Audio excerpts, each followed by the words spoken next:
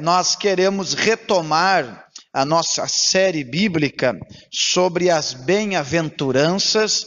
Então, quem puder, abra sua Bíblia no Evangelho segundo escreveu Mateus, o capítulo de número 5, e nós vamos ler o versículo de número 4 hoje. Mateus, capítulo 5, e nós vamos ler o versículo de número 4. É importante, cada terça-feira, a gente, pelo menos, dar uma recapitulada do assunto e a gente estar situado naquilo que Deus está fazendo. Mateus capítulo 5 e o versículo 4. Então, antes de nós lermos, eu quero só lembrar os irmãos que nós, terça-feira passada, aprendemos sobre bem-aventurado os pobres de espírito. E eu quero recomendar que aqueles que não tiveram oportunidade assistam à ministração, porque nós já deixamos claro que não é só mais uma matéria bíblica, mas é uma exigência do reino de Deus, são petições de Jesus para nós, e nós devemos ser mais cidadãos do céu do que propriamente cidadãos brasileiros. A nossa natureza é celestial. A Bíblia diz que nós somos peregrinos aqui nesta terra. E o grande desafio da igreja é manifestar a natureza divina, a cultura do reino de Deus. E nós aprendemos que nós somos pobres. Quem aprendeu que é pobre, que não tem condições, que não é melhor que ninguém? Então, fique nutrindo esta visão bíblica para que você em nenhum momento se ache melhor que ninguém. Em nenhum momento. E hoje nós vamos falar então sobre esta bem-aventurança. Mateus capítulo 5 e o versículo de número 4 diz assim: Bem-aventurados os que choram, porque eles serão consolados. Bem-aventurados os que choram, porque eles serão consolados. Agora preste atenção, eu vou fundamentar o estudo de hoje explicando uma vez mais, ainda que em aspecto diferente, o que é bem-aventurado. Nós vamos analisar quem são os que choram e quais os tipos de lágrimas que Deus aceita, mas vamos ver também alguns tipos de choros na Bíblia. E nós vamos terminar o estudo falando sobre quais os métodos de Deus consolar alguém. Então nós vamos analisar o que é bem-aventurado neste versículo, quais os tipos de choro na Bíblia, mas qual é o choro que Deus está esperando de nós, e também vamos ver quais são os métodos que Deus usa para nos consolar. Quem quer aprender, diga amém. Mas eu preciso que você entenda que o Sermão do Monte é a constituição do céu, é a graça de Deus se manifestando a nós. O Sermão do Monte é a pura manifestação da graça no que diz respeito a nos capacitar a viver e cumprir os protocolos do reino de Deus. Se alguém parasse agora e dissesse: Pastor Marciano, defina para nós o Sermão do Monte, eu falaria que o Sermão do Monte é a graça de Deus nos capacitando a viver as exigências de Deus sobre nós. Porque, como nós já vimos que a tônica é o ser, e nós por nós mesmos, por nossas habilidades, nós não conseguimos ser o que Deus está exigindo. Lembra da terça-feira passada? Não adianta se esforçar. O que sair de nós é trapo de imundícia.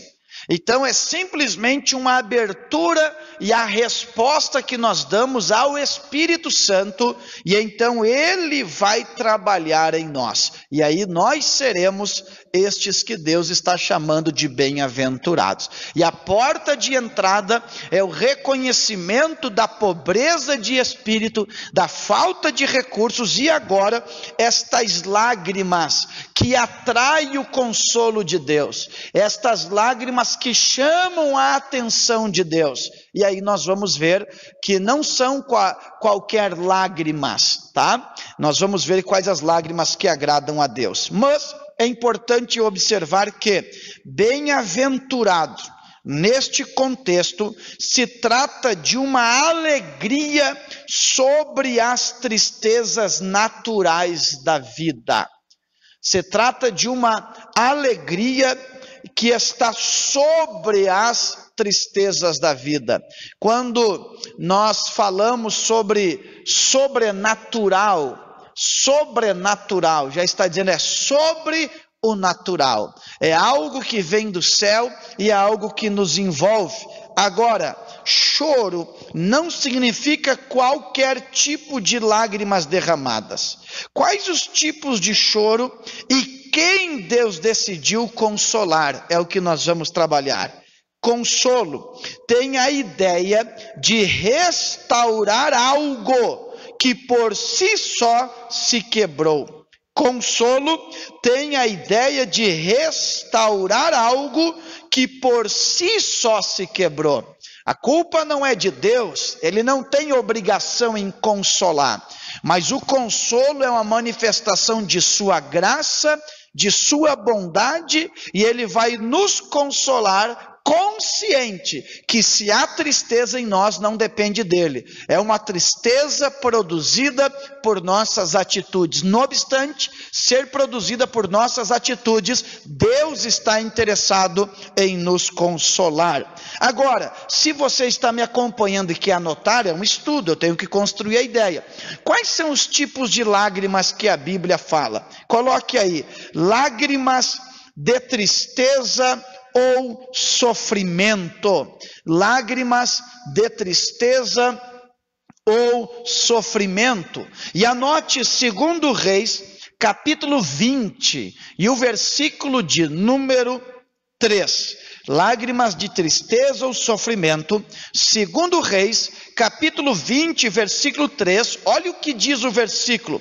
Lembra-te agora, ó Senhor, te peço, de como tenho andado diante de ti com fidelidade e integridade de coração, e tenho feito o que era reto aos teus olhos. E Ezequias chorou muitíssimo. Era um choro de tristeza e sofrimento pela sua enfermidade, pela sua condição, e vocês sabem que Deus entrou em ação e mudou a história dele. Segundo lugar, lágrimas de alegria. Lágrimas de alegria. Gênesis 33, versículo de número 4. Gênesis capítulo 33, versículo de número 4 diz assim: então Esaú correu-lhe ao encontro, abraçou-o, lançou-se-lhe ao pescoço e o beijou, e eles choraram. É o momento em que Esaú e Jacó, depois de muitos anos distantes, eles se reconciliam. Então este choro é de emoção, por eles se reencontrarem depois desse período de afastamento. Tem lágrimas de alegria quando nós realizamos algo que julgamos ser quase impossível, ou quando a expectativa era muito grande ao ponto de ficar ofegante, achar até que não vai dar certo, e a notícia boa chega, a gente chora de alegria, tá bom? Vamos lá? Terceiro tipo de lágrimas, lágrimas de compaixão. Lágrimas de compaixão. E este é o versículo do Carlinhos aqui, ó. João 11:35. Jesus chorou. Jesus chorou quando ele sente a tristeza de Marta e de Maria pela morte de Lázaro. Ele se identifica, é uma lágrima de compaixão, ele se contagia com o ambiente de luto ainda que era consciente que Deus ressuscitaria Lázaro, porque ele mesmo orando disse: Pai, eu sei que sempre tu me ouves, mas te peço para que eles saibam. Jesus sabia que Lázaro ia ressuscitar, mas ele entendeu a tristeza daquelas duas mulheres. Então é um choro de compaixão, de empatia. Não obstante ser um choro bom, ainda não se trata simplesmente na sua plenitude do choro que Jesus está falando. Ele tem alguns aspectos daquele choro, mas não na sua plenitude. Vamos lá então, agora qual é o quarto tipo de choro? Quarto tipo de choro, lágrimas de desespero. Lágrimas de desespero. Esther capítulo 4 e versículo de número 3.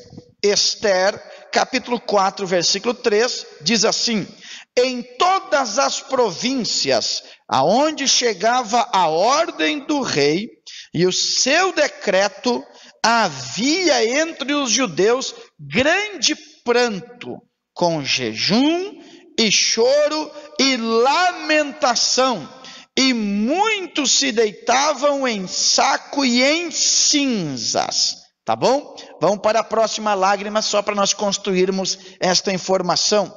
Lágrimas de esforço. Lágrimas de esforço. Isaías 45, versículo 14.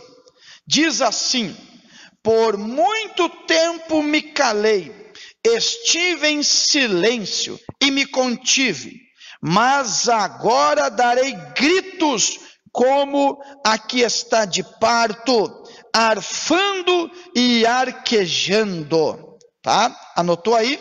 Agora, para nós não irmos muito longe, anote: lágrimas da indignação. Salmo 119, versículo 136. Salmo 119, versículo 136 diz assim: os meus olhos derramam rios de lágrimas, porque os homens não guardam a tua lei. Olha a indignação do salmista: eu estou chorando porque eu vejo os homens se pervertendo sem guardar a tua lei. E anote mais uma aí: lágrimas de desabafo. Por que eu estou fazendo esta construção? Porque daqui um pouco você pode, de maneira resumida, ler Mateus 5 e 4 e achar que qualquer lágrima que molhe o rosto é digna de ser consolada. E aí nós estamos conversando com alguém que está em uma circunstância e a gente diz: fica tranquilo, felizes são os que choram porque eles serão consolados. Mas nós temos que entender qual choro que atrai o consolo de Deus e o que seria ser consolado pelo Senhor. Lágrimas de desabafo. Salmos 6 e 6. Estou cansado do meu gemido, toda noite faço nadar em lágrimas a minha cama, inundo com elas o meu leito. Olha a hipérbole que ele usa, porque ninguém nada nas lágrimas, né? Mas tamanho era o seu sofrimento, a sua luta, a sua angústia, que ele usa uma linguagem, uma hipérbole, que é uma linguagem exagerada. Olha, eu vou nadar nas minhas lágrimas, tá bom? E se você quiser, anote aí outras referências sobre lágrimas. Salmos 80, versículo 5, diz assim: tu os sustentas com o pão de lágrimas e lhes dá a beber lágrimas com abundância. Olha o que o salmista está dizendo, que pão e água se tornaram em lágrimas. Ele está dizendo que as lágrimas e o sofrimento faziam parte do seu cotidiano. Anote aí o Salmo 102, versículo 9, diz assim: pois tenho comido cinza como pão, e misturado com lágrimas a minha bebida. Olha a linguagem de sofrimento dele. Anote agora, Salmo 56, versículo 8. Tu contas as minhas vagueações, põe as minhas lágrimas no teu odre. Não estão elas no teu livro? Olha o que o salmista está dizendo. Opa, preste atenção. Tem um livro de lágrimas. Tem um livro que anota o porquê eu estou chorando. Tem um livro que anota não a quantidade, mas a qualidade das minhas lágrimas para Deus determinar o consolo. Lembremos-nos que no Antigo Testamento, os reis, quando perdiam o sono, e tem exemplo disso na Bíblia, eles solicitavam que alguém lessem as crônicas para eles, que eram os livros que contavam as histórias das proezas. Deus não perde o sono, mas ele também lê o livro das lágrimas, e se as suas lágrimas estão escritas lá, Deus é poderoso para consolar o seu coração. Diga glória a Deus por isso. Agora, é estranho, porque feliz é aquele que chora. Geralmente estas lágrimas são de tristeza. Então, por que o Senhor diz que chorar faz bem? Porque é um sinal de alguém bem-aventurado, ditoso, abençoado e digno do consolo. Que lágrimas são estas? Então nós vamos observar que a expressão ali, bem-aventurados que choram. Chorar ali no original tem a ver com luto, tem a ver com velório, tem a ver com perda, tem a ver com perceber que algo está fugindo das minhas mãos, não está mais no meu controle. Então, Deus decide dar o consolo. Então vamos observar nesse contexto quais as figuras de linguagens que nós podemos usar para descrever qual tipo de choro.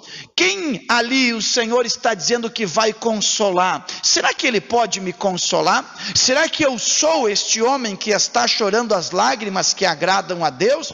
E eu separei pelo menos 4 exemplos, 4 metáforas para revelar qual é o tipo de choro que Deus ele pode consolar. Primeiro, tem a ver com um escravo chorando pela liberdade, mas consciente que a prisão é consequência dos seus erros.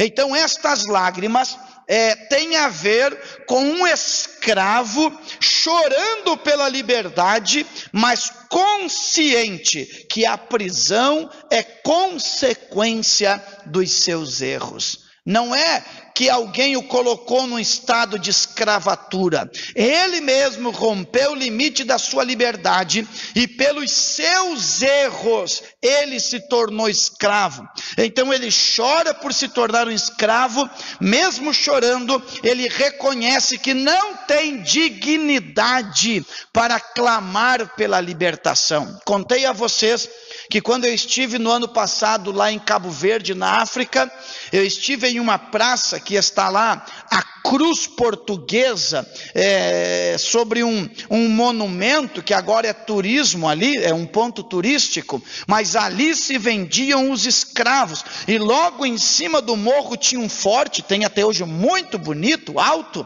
em que não havia para onde se escapar.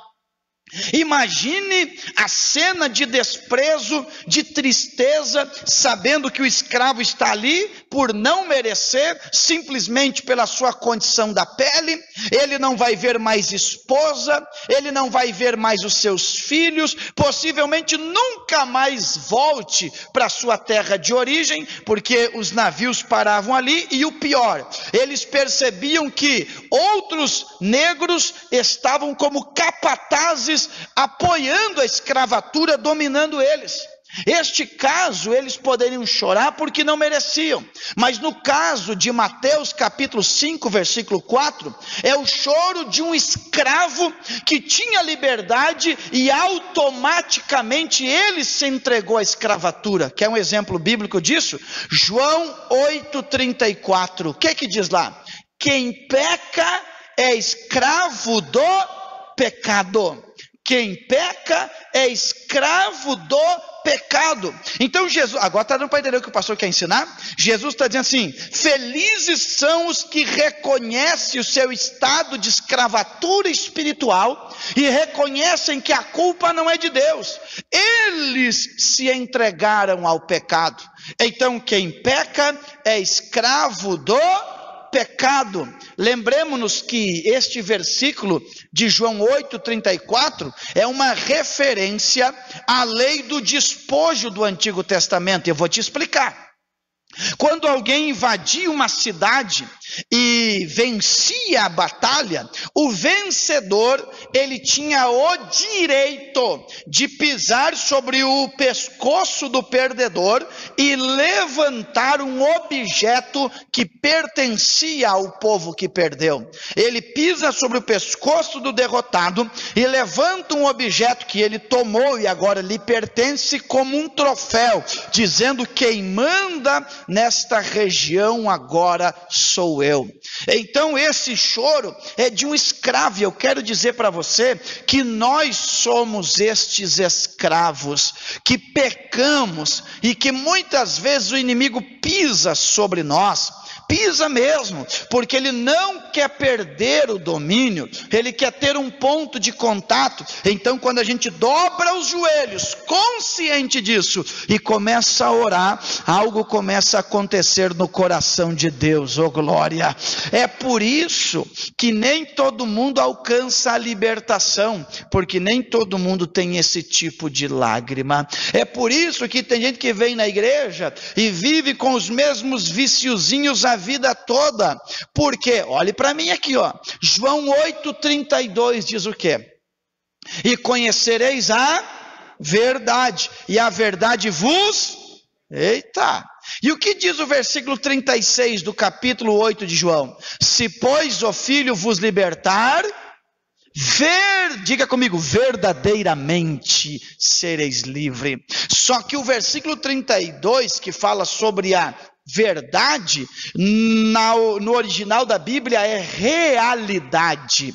Então a verdadeira ou a verdade de Deus revela a minha situação pecaminosa. É por isso que eu não creio em um evangelho que não nos confronta, que não revela a nossa miserabilidade, que não revela o nosso estado de escravatura. E quando eu choro, escute isso, quando eu choro como um escravo dizendo: o pé do inimigo está sobre o meu pescoço, eu quero servir a Deus e não consigo. Anote aí, Salmos de número 12, versículo 5 diz assim: eu, o Senhor,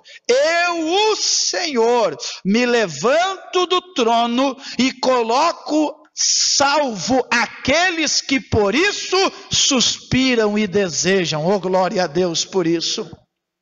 Deus olha para o mercado de escravos e aquele escravo reconhecendo: eu não tenho condições, porque fui eu que me submeti a isto. Mas Deus se coloca de pé no trono e diz: vou colocar a salvo, porque o coração dele está clamando por liberdade. Quantos dizem glória a Deus por isso? Está dando para entender o que o pastor está dizendo? Então, a primeira aplicação do bem-aventurados que choram é um escravo no mercado e sabendo que não tem direito de reclamar, porque ele mesmo se vendeu. Eu vou lhe dar outro exemplo bíblico, depois você encontra lá. Romanos capítulo 1 diz que, conhecendo a Deus, não o honraram como Deus, mas adoraram a criação no lugar do Criador, pelo que Deus os entregou às suas próprias paixões. Meu Deus do céu, fique feliz se Deus te disciplinar, e morra de medo se Deus te entregar nas tuas próprias mãos, porque Deus sabe o melhor para você e você não tem consciência do melhor para você. O pior castigo que Deus deu para alguém foi entregar ele para as suas próprias paixões. Eu não quero mais viver isso. É por isso que Paulo disse, eu falei na terça-feira passada: não vivo mais eu, mas Cristo vive em mim. Quem dá glória a Deus por isso? Está dando para entender o que o pastor está dizendo? Vamos lá. Em segundo lugar, a segunda metáfora que este versículo nos ensina: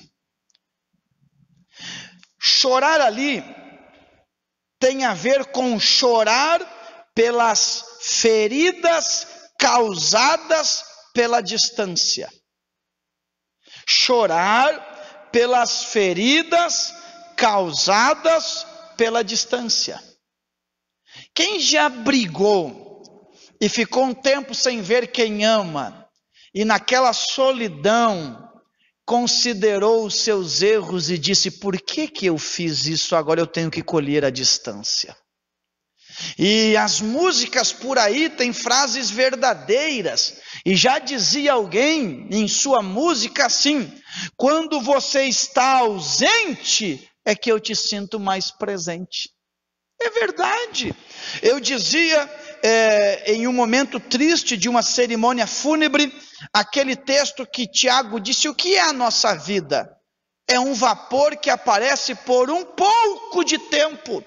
E nesse pouco de tempo tem coisas que nos irritam da pessoa que estão do nosso lado.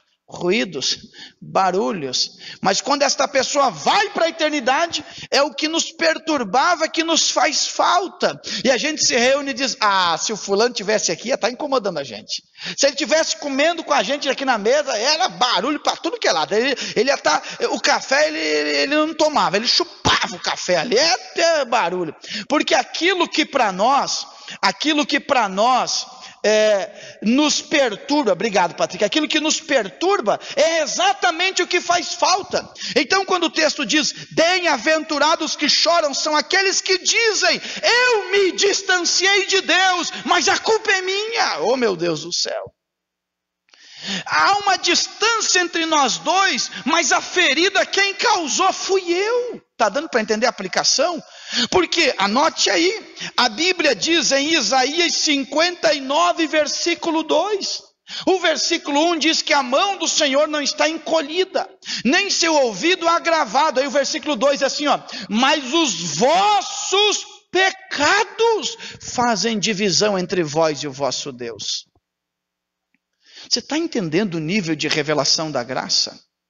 Mas as pessoas não têm esta tristeza. Quando elas pecam, elas se preocupam com a ação disciplinar do pastor. O que vão pensar de mim se o pastor me disciplinar? Elas não têm a preocupação de dizer: eu briguei com Deus e o que eu fiz colocou Deus longe de mim.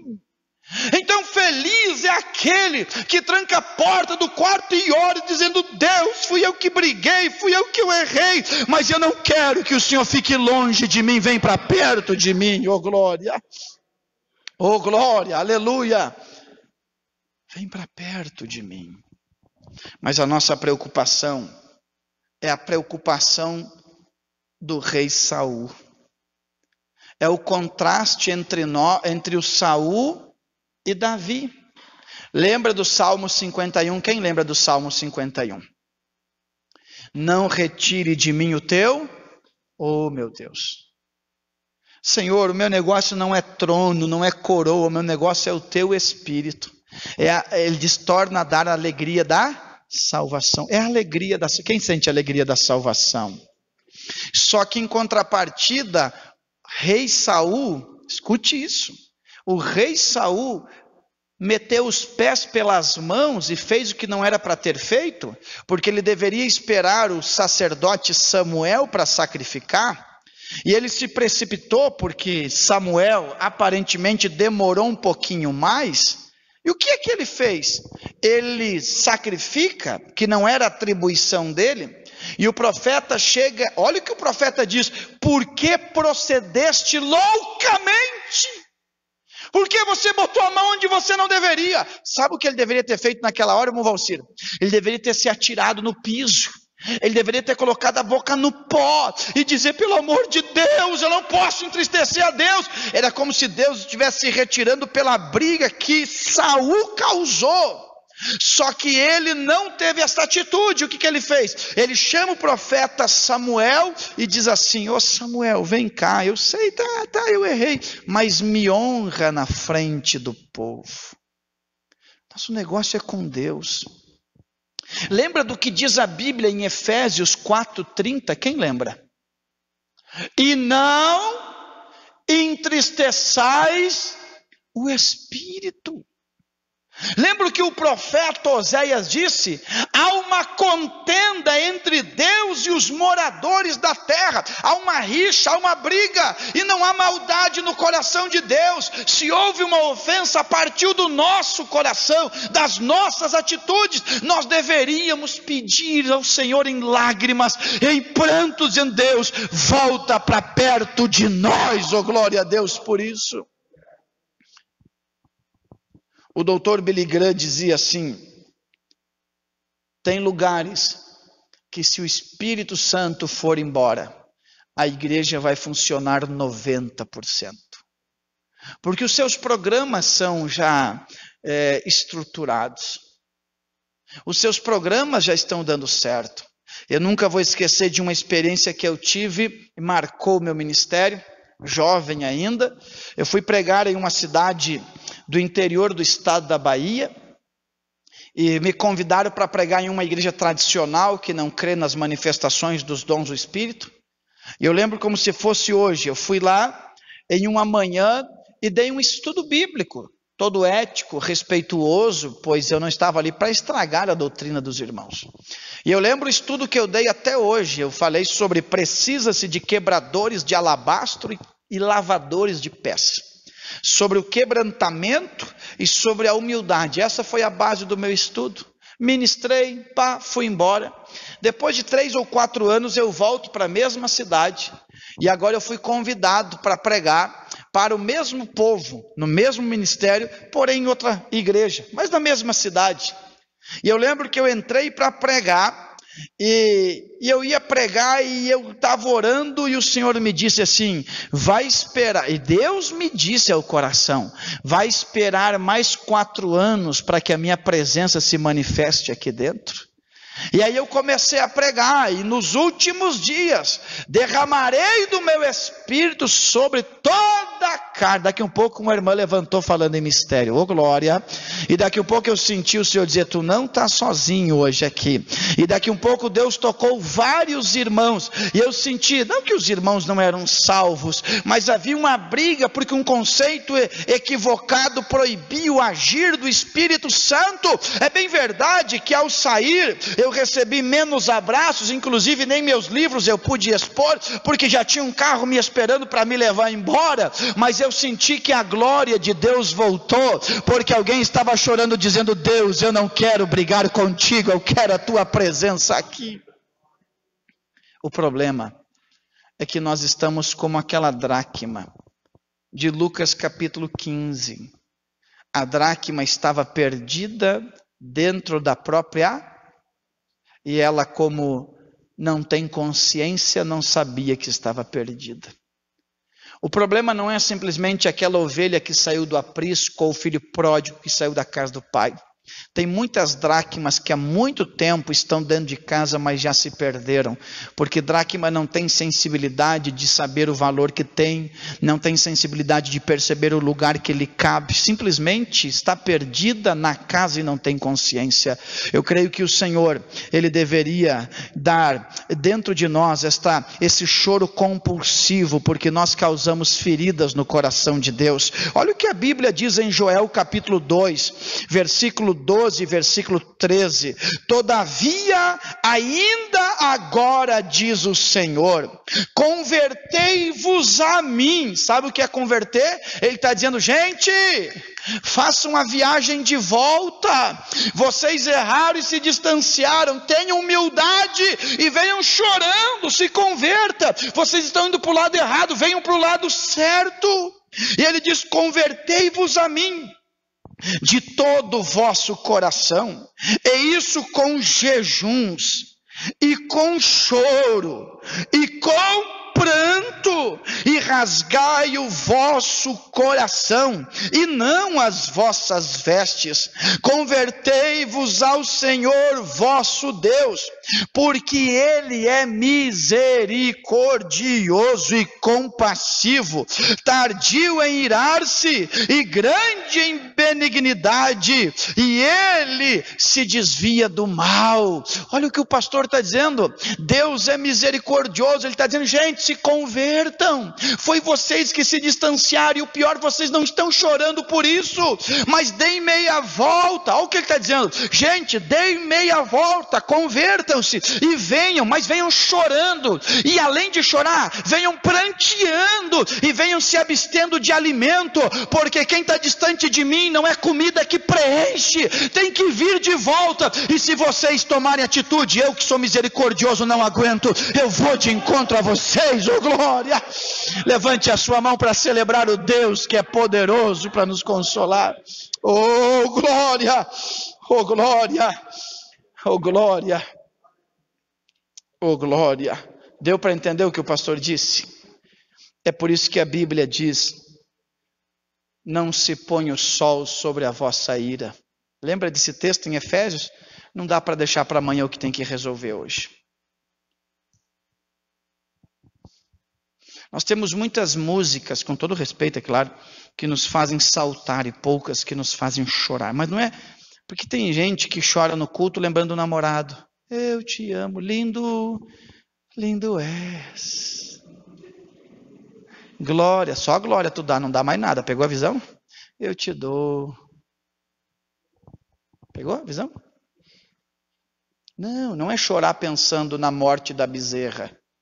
É chorar sabendo que a gente canta, mas Deus pode estar longe da gente. A gente vem para a igreja, mas olha o que Deus disse em Isaías 1:11: eu não aguento mais os sacrifícios de vocês, as festas de vocês. Aí ele diz em outro texto: porque o meu povo me honra de lábios, mas o coração está longe. Eles cantam é uma religião de alívio de consciência, mas eu estou longe, então chora e me traz para perto de ti. Alguém chamou as lágrimas, Evandro, alguém chamou as lágrimas de oração líquida. Elas revelam aquilo que eu não posso revelar. Eu não quero estar longe do Senhor. Oh meu Deus do céu.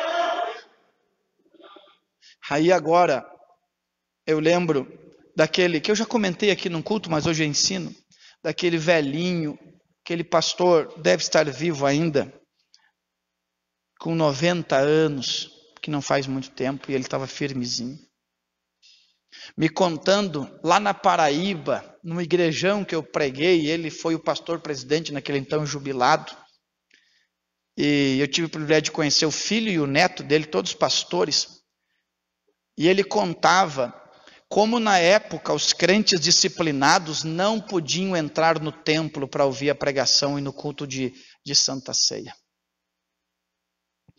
Então os crentes disciplinados, eles sentavam na porta da igreja chorando: deixa eu entrar, eu quero ouvir a pregação da palavra de Deus. Hoje, ao invés deles lançar fora o pecado, eles dizem: vamos sair da comunhão para viver no pecado. Não, vamos deixar quieto, vamos fazer do nosso jeito. Não tem lágrimas, não entendeu que Deus está longe deles. Eu quero Deus dentro da minha casa. Eu quero Deus dentro desta igreja. É por isso que ele disse para alguém: eu estou na porta batendo, quem abrir eu entro. Eu estou com vontade de entrar, diz o Senhor. Oh glória. Mas hoje a gente não tem esse temor. A gente vai pecando. Deu para entender? Em segundo lugar, é alguém que distanciou de nós por uma ferida causada por nós mesmos. Terceira alegoria para entendermos, do bem-aventurados que choram. Eu estou sentindo que Jesus vai abençoar o nosso coração hoje. Significa chorar pela morte de alguém ocorrida em um acidente devido à nossa negligência. Bem-aventurados que choram. Deixa eu construir a ideia. Tu está num velório, a pessoa velada está ali inerte, morta, separado da família, e você diz dentro de você: fui eu que provoquei essa morte. Você é consciente da profundidade do erro que você cometeu. Não é chorar simplesmente pelos outros, é em primeiro lugar chorar pela sua própria miséria. Eu não estou chorando porque esta pessoa morreu, eu estou chorando porque ela morreu pela minha negligência. Se eu não tivesse feito isso, ela estaria viva. É esse tipo de choro que o Senhor está dizendo. Está entendendo? Bem-aventurado aqueles que olham para o caixão e dizem: se tem morte, o culpado sou eu, porque Deus não dá a morte, Ele dá a vida, bendito seja o Senhor. Anote aí Romanos capítulo 7, versículo 24. Eu sei que isso aqui é muito forte, parece ser meio louco, mas é isso. Você tem que entender que Mateus capítulo 5, 6 e 7 é o interiorizar da graça. Ele está tirando o povo do exterior da lei e está colocando a graça dentro. Mas para a graça se manifestar, eu tenho que reconhecer a minha condição. Se tem morte, a culpa não é de Deus. Se tem sofrimento, a culpa não é de Deus, porque ele diz: eu sei os pensamentos que tenho a vosso respeito, pensamentos de paz e não de mal. Ele pensa coisas boas ao nosso respeito. Mas o que diz Romanos 7, 24? Miserável homem que eu sou, quem me livrará do corpo desta morte? Miserável homem que eu sou, quem me livrará do corpo desta? Alguém explicou, um teólogo explicou, que quando houvesse uma briga, por exemplo, eu brigando com alguém, se eu o matasse, eu poderia ser condenado, e então eles amarrariam o morto nas minhas costas, e eu teria que levá-lo até ele apodrecer e se deteriorar sobre as minhas costas, para eu reconhecer que eu não tenho o direito de tirar a vida de alguém. Você imagine alguém ter um defunto, se não é nosso parente, a gente tem dificuldade até de tocar. Você vai num velório, eu como sou pastor, eu já vou e paro do lado, né?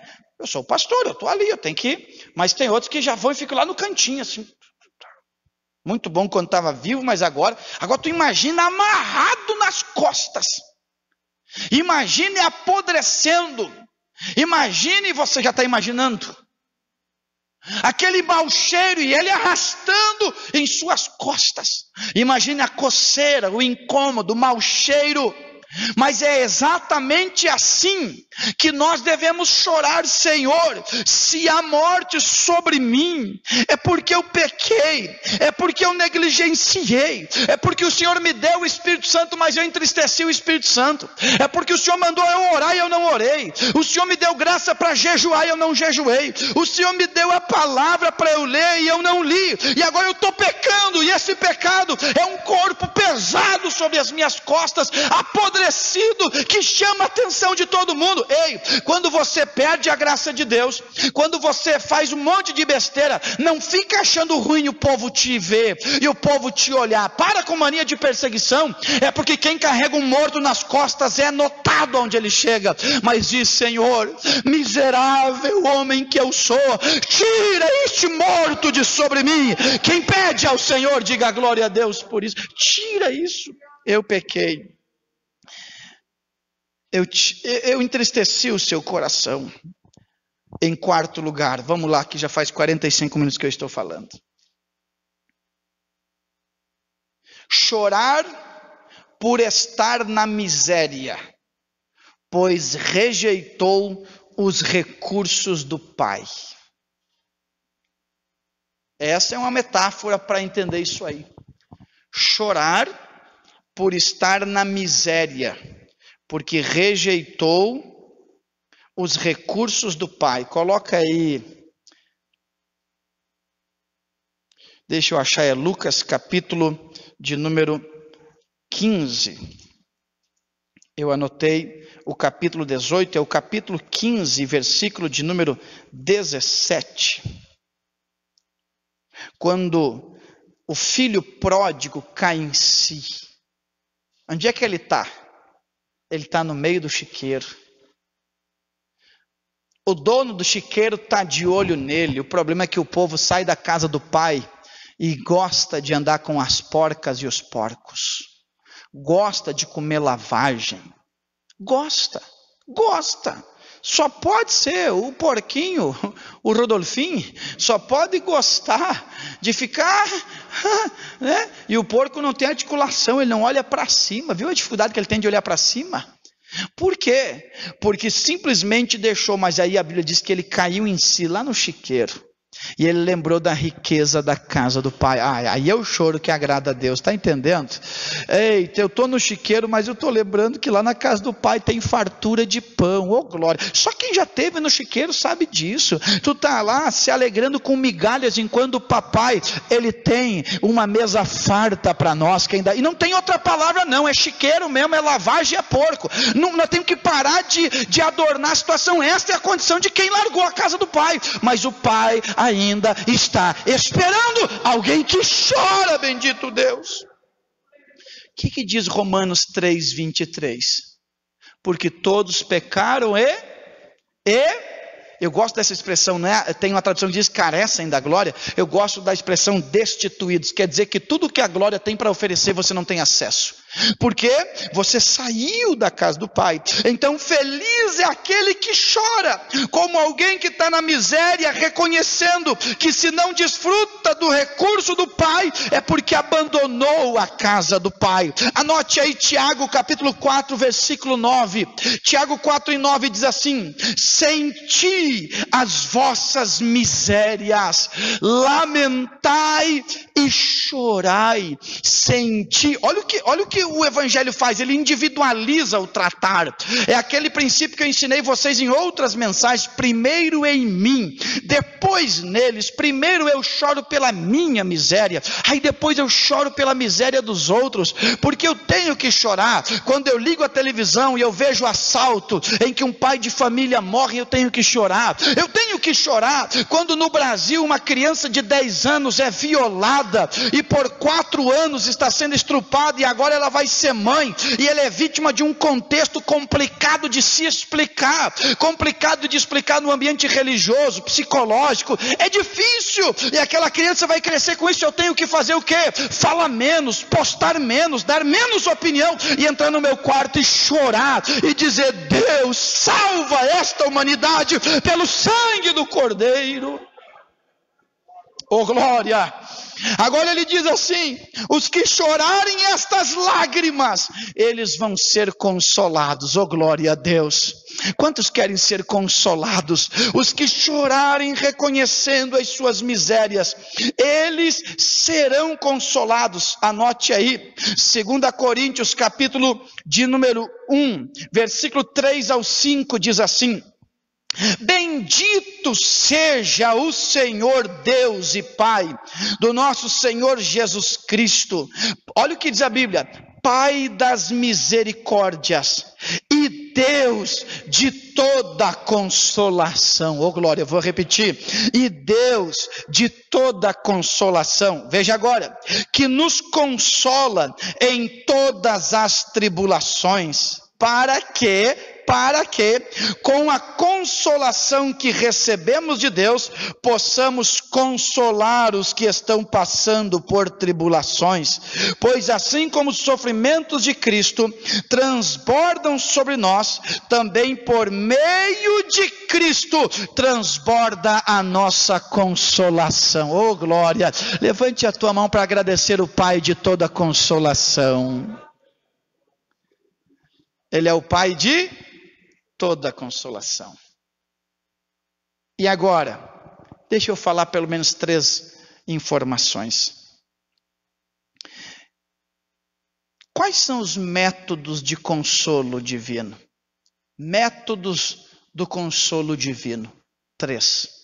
Métodos do consolo divino, eu vou lhe dizer 3. Primeiro, ele nos dá uma perspectiva elevada da vida.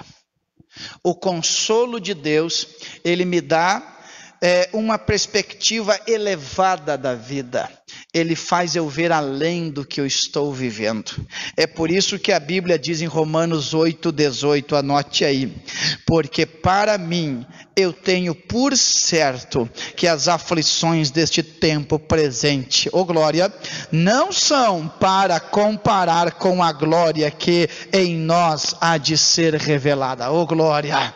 Ou seja, Deus nos consola dando a perspectiva elevada da vida. Enquanto todo mundo está está desesperando, vem o consolo de Deus, e no meio da provação você diz: estas coisas não são dignas de ser comparadas, oh glória, com a glória de Deus que vai ser revelada. Aí eu entendo, irmãos, é nisso aqui, sobre a perspectiva elevada da vida, que eu entendo Paulo escrevendo aos Filipenses. Filipenses 4:4, Paulo diz assim, olha o que ele diz: alegrai-vos no Senhor, outra vez vos digo, alegrai-vos. E Paulo não está no shopping center, Paulo não está de férias, não está nas águas termais, Paulo é preso no calabouço, mas ele está dizendo: eu vejo além destas paredes, eu vejo além destas grades. É por isso que eu estou repetindo toda hora. 2 Timóteo 4 e versículo 8, ele diz assim, eu estou preso, mas desde agora, a coroa da justiça me está preparada. Irmão, quem está alimentado com a perspectiva elevada, não se apega em detalhes, ele recebe de Deus uma graça, e ele vive como uma locomotiva de Deus, ninguém para ele. Deus vai abrir os teus olhos da fé, você não vive pela vista, você vive pela fé, você não vê como está, você vê como vai ficar. Eu tenho motivos para dar glória a Deus. É por isso, não dá para entender muita coisa, mas nós temos que receber. Eu lembro que eu cheguei do trabalho, eu trabalhava a noite inteira, chegava às 7 horas da manhã, 7 e pouco em casa. E eu lembro que eu cheguei em casa e minha mãe estava em casa. Ela não deveria estar porque ela entrava a trabalhar, e quando eu chegava ela já não estava. E ela me recebeu e disse: aconteceu uma tragédia.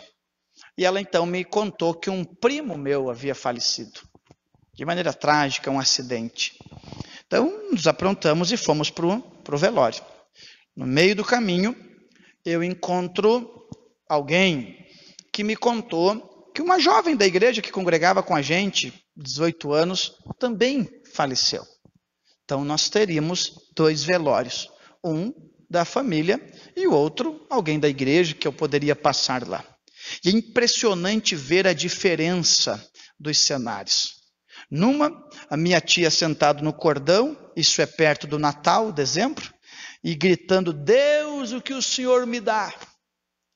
Do outro lado, uma família que tem uma filha crente, que não estou dizendo que não é para chorar, mas que simplesmente ficou doente e foi para o hospital. Aí tu chega, há uma tristeza, mas há um aspecto diferente naquele velório. Há algo que a gente chama de graça, uma capacitação que não dá para entender. É por isso que eu olho para alguém e diz: fulano perdeu fulano, se fosse eu não aguentaria. Porque não é nós, porque se for nós também este foco de graça vem sobre a nossa vida. E qual é a expressão? É que a mamãe está do lado dela, lá no hospital, e daqui um pouco ela começa a dizer: pode entrar. E a mãe então percebe que é uma experiência espiritual que a moça está tendo. E a mãe então fica quieta, e a moça começa a dizer: sim, sim. Então a mãe diz: o que está acontecendo? O Senhor entrou no quarto e está me convidando para ir com Ele. E com muita dor a mãe disse: pode ir com Ele. E a moça disse: muito obrigado. E não abriu mais os olhos, o Senhor levou. Está dando para entender? Aqueles que servem a Deus têm algo diferente. Ele está na tristeza, mas ele tem a consciência que a coroa da justiça está esperando ele. Oh glória, há uma força do Espírito Santo especial para cada lágrima. Oh glória, há uma presença de Deus aqui. Oh glória. Em segundo lugar, primeiro, Deus nos dá uma perspectiva elevada da vida. Em segundo lugar, o consolo de Deus é uma força especial para vencer as lutas. É o que eu acabei de dizer, mas agora eu vou explicar com o texto bíblico. O consolo de Deus é saber que eu estou na batalha, estou chorando, estou reconhecendo a minha miserabilidade, não há condição em mim, fui eu que errei, fui eu que entristeci a Deus, e eu acho que eu vou morrer na guerra, na luta. Aí vem o que Paulo disse em 2 Coríntios capítulo 4, versículo 8 e 9, olha o que ele diz. Em tudo somos atribulados, mas não angustiados. perplexos, mas não desanimados, perseguidos, mas não desamparados, abatidos, mas não destruídos. Por quê? Porque o Senhor está conosco. Ô Paulo, fica tranquilo, a minha graça te basta, a minha graça te basta, porque o meu poder se aperfeiçoa na sua fraqueza. Quem recebe isso aqui de Deus? E em terceiro lugar, para nós orar e levantar um clamor, dizendo para Deus nos dar as verdadeiras lágrimas, nos dar o choro que agrada a Ele. O consolo de Deus vem com a explicação necessária para o sofrimento. Pode anotar aí.